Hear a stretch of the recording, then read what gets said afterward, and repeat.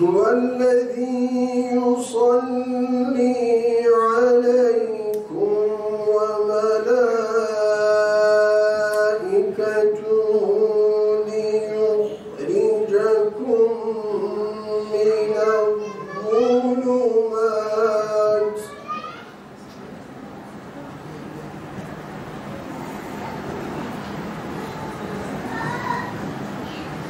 ليخرجكم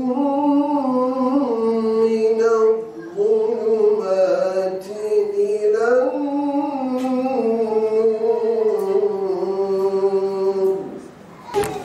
Bu güzel konuşmalarından dolayı Rabbim hocamızdan razı olsun.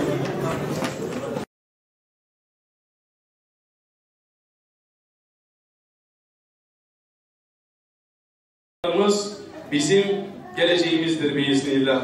Ben inanıyorum biiznillah. Bakın bu peygamber sevdalarının bağrından, İdeb'in bağrından ne kadar güzel insanlar çıktı diye inşallah parmaklarla gösterecekler. Yeter ki biz itikada dikkat edelim. Yeter ki ahlaka dikkat edelim. Yeter ki muamelata dikkat edelim.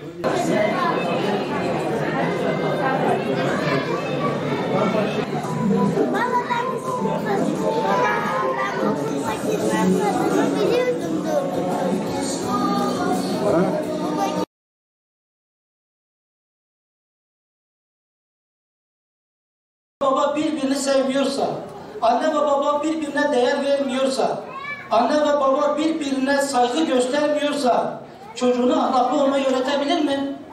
Öğretemez. Çünkü sen eşine, eşin sana saygılı değil. Sen eşine, eşin sana hürmet etmiyor. Sen eşini dinlemiyorsun, eşin seni dinlemiyor. Sen eşine bağırıyorsun, o sana bağırıyor. Sen ona hakaret ediyorsun, o sana hakaret ediyor. O çocuk oradan model olarak sizi izliyor, öğreniyor. Dolayısıyla çocuk eğitiminin en temelinde ne geliyor ablalar, abiler? Eşlerin birbirlerini sevmesi geliyor, birbirine değer vermesi geliyor. Sevgi ilaçtır. Sevgi zekadır. Sevgi kişiliktir. Sevgi karakterdir. Onun için bakın sevgiden yoksun büyüyen çocukların büyümesi, yürümesi, konuşması bile gecikebiliyor. Sevginin tedavi edici bir özelliği vardır. Hem sevgi gösteren için hem sevilen için. Bir gül fidanı nasıl suya, havaya, ışığa ve toprağa muhtaç ise çocuk da sevginin, şefkatin karşılıklı saygının olduğu mutlu bir aile toprağına ihtiyacı vardır. Mutlu bir aile toprağına ihtiyacı vardır. Kendini güvende hissetmek ister. İnsanın temel ihtiyaçtır abiler. Güven ihtiyacı ekmek gibi, su gibi sevgiden sonra gelen ikinci temel ihtiyaçtır.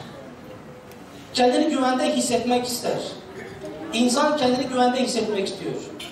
Evet, güven ortamı çocukların zeka, kişilik ve sosyal davranışlarını geliştiriyor. Kendini güvende hissetmeyen çocukların zeka, kişilik ve sosyal hayatında problemler yaşıyorlar.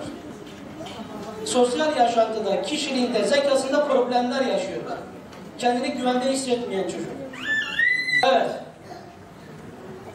güven duygusu ile ilgili en önemli konudan birisi de çocuğa verilen sözlerin yerine getirilmesidir. Söz sana oyuncak alacağım. Markete gittiler, alışveriş, tamam sonra alırım. Evde misafirlik var, bir şeyler istiyor, tamam vereceğim. Yani kurtulmak için hemen söz üzerine söz veriyor. Sonra o dündü, beni rahatsız ediyordunuz, rahatsızlığımı gideresin diye verdi. Bakın ne oldu? Yalan söyledi.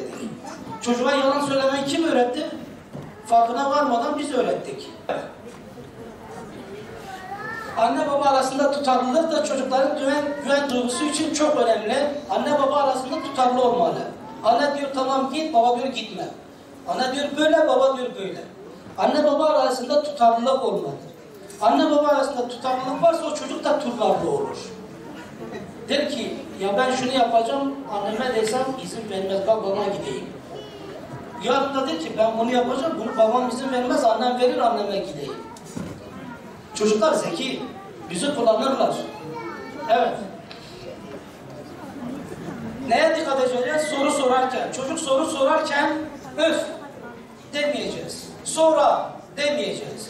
Oturacağız, sabır göstereceğiz, onunla konuşacağız. Sorduğu soruya makul bir şekilde, akıllı bir şekilde, onun anlayabileceği şekilde cevap vereceğiz. Ertelersek, işim var, şu an müsait değilim, ötelersek, ikinci plana itersek, kendine güveni olmayan çocuklar yetiştiririz. İçine kapanan çocuklar yetiştiririz.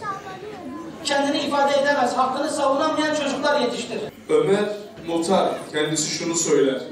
Der ki çocuklarınıza süt verirken onlar boy olarak büyüdüğü anda onlara Kur'an'dan Allah-u Teala'yı da hatırlatın. Onlara Kur'an'dan da bazı şeyler ezberletin ki onların boyu büyürken ruhları küçük kalmasın, ruhlarıyla beraber bakış açıları da büyüsünler ve onları, çocuklarımızı Kur'an'a yönlendirir. Peki itikatta kim çocuğumuza örnek olacak? Size söyleyeyim mi? En büyük örneğimiz anne babalar olacak. Anne inanmazsa, anne tam manasıyla Rabbine bağlı olmasa, baba namazlarını kaçırırsa, anne sabah namazlarında uyanmasa bu çocuğun itikadı, inancı çok sağlam olmaz. Bakın Aliler yetişti Nebi Aleyhisselatü Vesselam'ın mektebinde. Enesler yetişti. Kim yetiştirdi biliyor musunuz? İtikadında, inancında zerre-i miskal kadar bir sarsılma olmayan, la yetezelzel bir imana sahip olan Hazreti Hatice yetiştirdi onları. Neden öğretmeni anlatmıyoruz? Neden müdürü anlatmıyoruz? Neden profesörü anlatmıyoruz? Çünkü çocuklarda 0-6 yaş arasında kişiliğinin %75'i, hocam benden daha iyi bilir, bu yaşta olgunlaşıyor. Ne verirsek onu alacak, ondan sonra biiznillah böyle devam edecek. Gelelim ikinci konuya. İkinci konu ise ahlak konusu. Peygamber Aleyhisselatü Vesselam şunu söyler ahlakla alakalı. Şimdi hepimiz çocuklarımıza miras bırakmanın derdindeyiz. Değil mi? Benim oğlum tıp okusun veya ben şu kadar para bırakayım ona, araba bırakayım, makam bırakayım, mal bırakayım diye bunun derdine düşüyoruz. Birçoğumuzun bu derdi var maalesef. Ama Allah Resulü şunu söylüyor. Bizim için usul olan Allah Resulü. Diyor ki bir babanın oğluna bırakacağı en büyük miras İslam ahlakıdır, güzel ahlaktır diyor. Bunu söylüyor. Demek ki bizim en büyük mirasımız ne olmalı çocuğumuza? Ahlak olmalı, ahlak. Ahlak. Ne diyor Allah Resulü? Bu'istu liyutemmime mekârimel ahlak diyor. Ben güzel ahlakı tamamlamak için gönderildim diyor. Allah Resulü örnek oluyor ahlakıyla çocuklara. Konuşuyor. Onların anlayacağı dilden Allah Resulü güzel ahlakıyla, duruşuyla anlıyor. Eğer çocukların anlamadığı dilden de konuşursa bu da olmaz. Allah Resulü o muhteşem ahlakıyla çocukları etrafına topluyor. Çocuklara anlayacağı dilden şöyle yapıyor. Eline bir çubuk alıyor. Bir tane dümdüz bir çizgi çiziyor. Sağına soluna da yamuk yamuk çizgiler çiziyor. Çocuklar dikkat edin diyor buraya. Şu çizmiş olduğum çizgi var ya, bu çizmiş olduğum çizgi sırat-ı müstakimdir. Allah-u Teala'nın hak yolu burasıdır diyor. Allah Resulü güzel ahlakıyla onlara örnek oluyor. Bizim çocuğumuza ahlaki manada rol modeller gösterebilmemiz lazım.